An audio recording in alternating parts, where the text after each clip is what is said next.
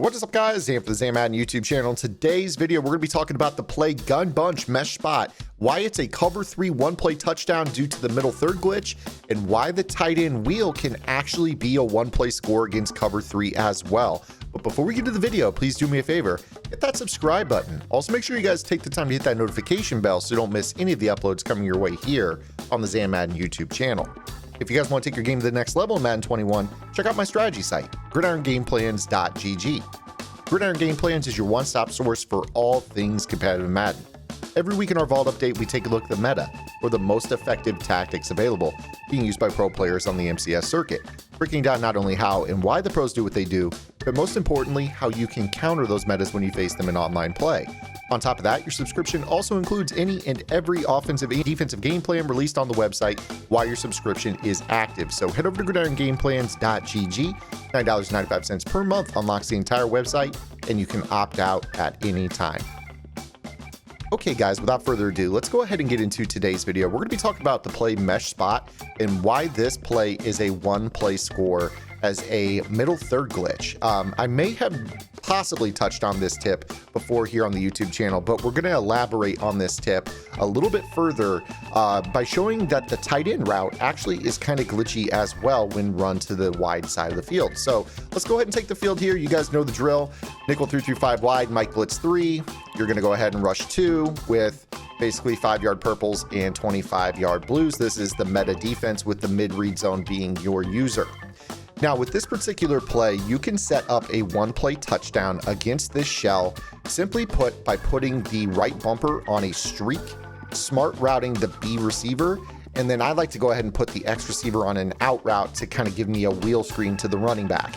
Now, what we're going to do here is we're going to motion the right bumper across the formation, snapping it as he reaches the outside linebacker, and then provided that your protection holds, you're going to be able to throw an inside pass lead, rip it down the seam for a one-play score. Now, the reason that this occurs is what Madden players refer to as the middle third glitch. When you are playing a cover 3 defense, the player that is in the middle third tends to bite down on a route that breaks to the post. And this depends on spacing and a couple of other variables, but you see right here, we've got this mesh spot route. And it's not really a mesh route. The mesh concept is double drags underneath, but we don't have those on this play. But this spot route in the middle of the field, when you spot route it up, basically runs the post and then stops in the middle of the field. Well, when he stops, that causes this player in the middle third to kind of flinch a little bit. And when this happens, that leaves no real help to this player right here who is playing his outside third, and he's going to play outside leverage. Well, if we have a gunslinger quarterback, which is the case here with Aaron Rodgers, we rip this throw with an inside pass lead for an easy one-play score against the cover 3 defense. Now, let me go ahead and set that up again here for you. I'm going to set up the defense first. So Mike blitz 3, shade down, put your outside linebackers in purples, spy somebody. This is your user. And again, the setup that I prefer to use for the play mesh spot is solo receiver on an out route, streak right bumper, smart route, the B receiver. You could leave the wheel to the tight end if you want, or if you want while this player is in motion, you could quickly put him on a delay fade as well. So I'll go ahead and do that. Now, again, you snap the ball right as he gets about to the outside linebacker. And as soon as that guy bites down, you're going to rip this gunslinger throw inside pass lead and rat catch it. And if you have a faster receiver than what I have here in Alan Lazard, that's going to end up being a one-play score. He'll catch it in stride. Let me go ahead and set this up again here for you just to show the big play. Then we'll start to work through the checkdowns in this progression read, and we'll get on to some of the other ways that you can actually run this play as well. So again here, go ahead and set this up. Try to snap the ball right there, right as he hits about the numbers. And you're going to wait for that guy to bite down, and then you're going to rip this throw inside pass lead, rat catch it, touchdown. So that is a very, very easy way to hit this throw for a one-play score. Let me go ahead and do this setup again here. And this time we're not going to throw to the right bumper. So let's go ahead and kind of simulate that maybe your opponent keys in on this and they take this user. And when they recognize this, they go and they follow, right? So with this particular setup, what we do is I'm going to put the delay fade to the tight end here, snap the ball. You see that the player opens up, follows. Now what we're going to do is we're either going to hit B or A on that delay fade with over the middle of the field. So you've got multiple options on this play. Let me go ahead and set that up again right there because I didn't do a great job smart routing my my route in the middle of the field here. So again, with this particular setup, here you go. Looks like that.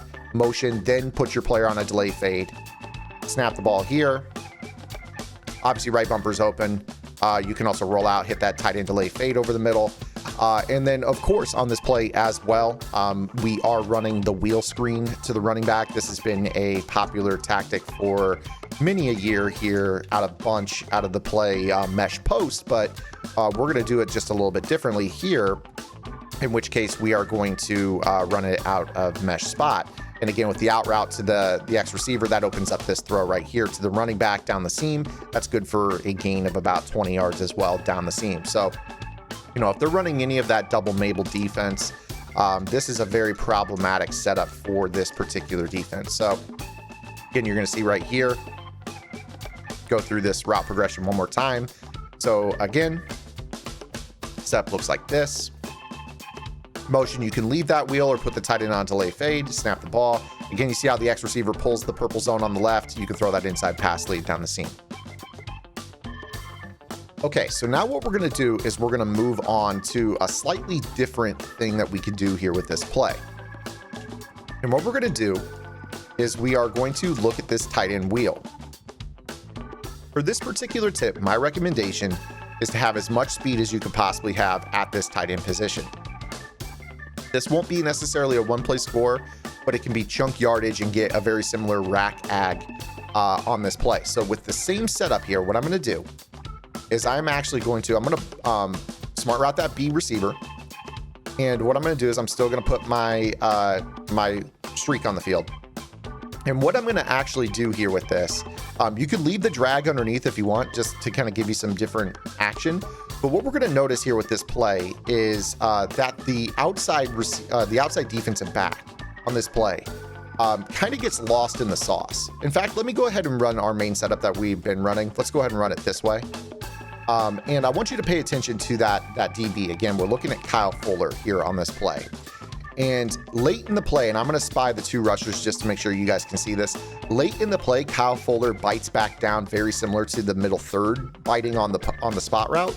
And he bites to the inside, and the wheel route gets really good outside leverage for a bullet pass outside against him. So you can kind of load up for this being a one-play score to right bumper, or I want you to watch here how he bites down. And then this opens up an outside throw over the top. Now, again, this is where the speed of your tight end is going to be really, really pivotal to make this work. You saw right there that ended up being broken up. This is more of a rack ag potential. Again, it's going to be kind of one of those throws that you're just going to mix in on this as well. But again, this is set up. You've got chunk yardage down the seam. You've got chunk yardage to the running back. You're going to wait for this dumb out animation and then rip this throw going to the right. Now, in this spot, I don't really think you can lob the ball. It's going to be more of a practice that you're going to have to put in to rip this pass with the gunslinger. I don't think that this throw is possible without gunslinger, just for the record. But it does have this DB kind of dumb out. And if you could find the right trajectory, I'm not saying necessarily a bullet pass, I'm not saying a lob, but there we go. We get something like that. You see how he bites down? We got the timing down better right there. So you want to make sure that you're waiting long enough for him to bite down. I think maybe the last two reps, I might have thrown them just a little bit too early. So be aware of that. Again, we'll go through this. I'm going to show you the instant replay and kind of show you what you're looking for animation wise on this. So as we kind of roll out, looking to the right, again, you're going to have that throw, like we see the middle third biting, right? Middle third, we're going to have the throw inside pass lead to 13. Again, the user on this play is we're simulating 58 being the user. So if he sits on the mesh spot route, obviously we can go back. We can go back door to the inside pass lead to the wheel to the running back as well. The inside pass lead up here. And now again, we're looking at this animation. You can see right here that Kyle Fuller starts to break down. He starts to chop his steps and turn around. He's going to turn around and run down at the wheel and then get blown by. And if you could go ahead and time this up, you're going to see right here that Tanyan puts his hand up like, hey, I am wide open. I don't know if that's necessarily a visual cue, but once he puts his hand up, that's when we know we can actually rip this throw. And I go ahead and I throw a little touch, kind of a touch pass over the top. And that ends up being a one-play score for Bobby Tanyan. So let's go ahead and roll through that again here real quick. Again, with our setup looking like this. Gonna motion snap Lazard to the other side. He's your primary. Snap the ball. You're gonna kind of look. He's gonna be open. Kyle Fuller coming back down. Puts his hand up. Once he puts his hand up, you're gonna go ahead and throw that ball over the top. You get a clean animation. That's gonna be a one-play score. If not, you've picked up really, really big chunk yardage. So again, let's go ahead and show this to you one last time here before we wrap this video up. Here's your setup.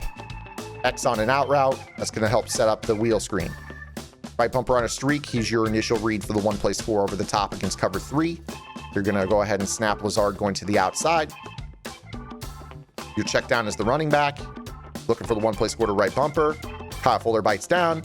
Tight end hand up. Racket, one-play score. So you've got a middle third glitch on this play, and you've got an outside wheel setup at the same time. 2 one-play scores on the same play. 15-yard chunk play underneath to the running back, maybe even more. So your check down is wide open. The user's got to be in too many spots, obviously. User has to be responsible for number 11 and the running back at the same time. So again, I know I said last time. This really is the last time.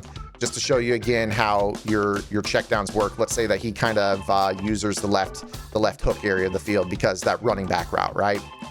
So you go to this setup. Again, at all times, your right bumper is the one-play score over the top of the middle third. We're gonna see him bite down. Okay. Now we're going to go ahead and throw the ball in the middle of the field to the B receiver. So you've got chunk yardage all over the place on this play.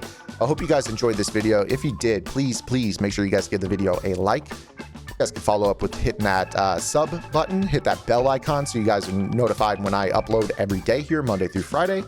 And also make sure you guys check out gridirongameplans.gg. Again, guys, $9.95 a month unlocks the entire website. You can check out tips like this that my customers knew a while back. Hopefully you guys enjoyed the video. We'll see you guys tomorrow. Until then, this is Zan. Get in the lab, man. Good luck.